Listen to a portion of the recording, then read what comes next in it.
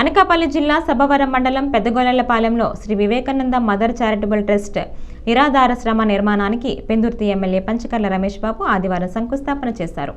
ఆశ్రమ నిర్వాహకులు ఎమ్మెల్యే పంచకర్లకు పూర్ణకుంభంతో ఘనంగా స్వాగతం పలికారు. అనాథలకు ఆశ్రయం కల్పించే నిర్మాణానికి తనతో శంకుస్థాపన చేయించడం ఎంతో ఆనందంగా ఉందని ఎమ్మెల్యే పంచకర్ల రమేష్ బాబు పేర్కొన్నారు.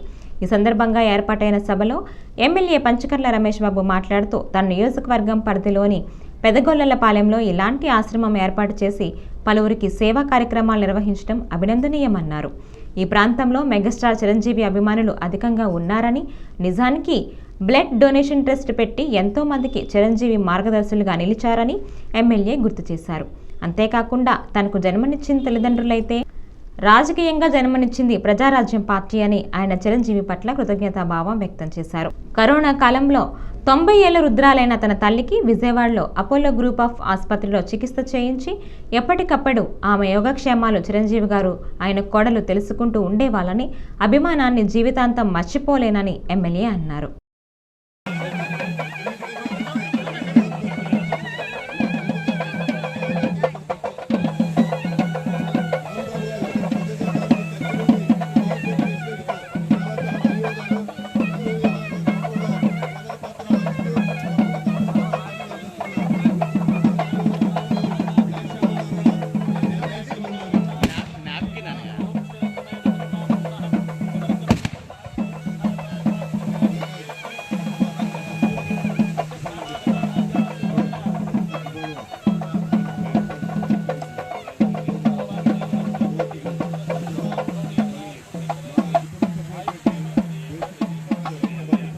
నిర్వాహకులందరికీ మనస్ఫూర్తిగా అభినందనలు.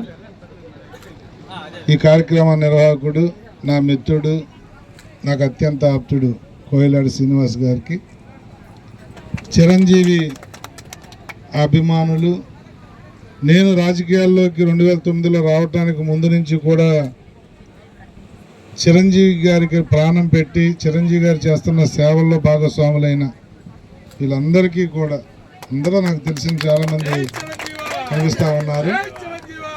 చిరంజీవి గారు అంటే వీళ్ళకి ప్రాణం. మరి నాకైతే అన్నీ ఆయనే, నా సర్వస్వం.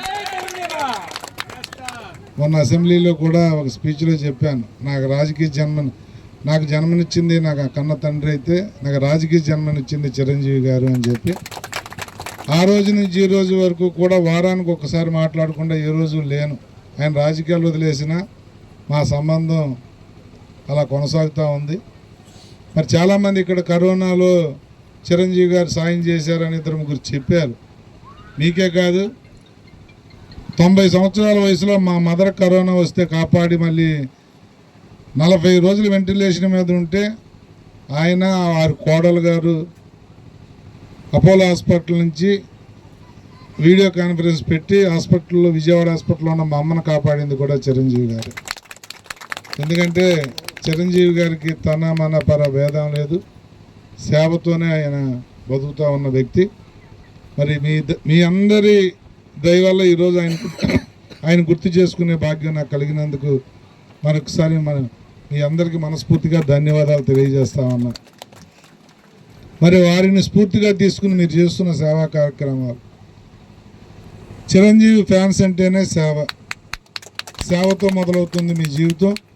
అనేక మంచి కార్యక్రమాలు, ఏ సందర్భం వచ్చినా అన్నదానాలు కానీ, మరి ముఖ్యంగా రక్తదానం అంటే మాకు అత్యంత ప్రీతిపాత్రమైన కార్యక్రమం చిరంజీవి అభిమానులు గారు.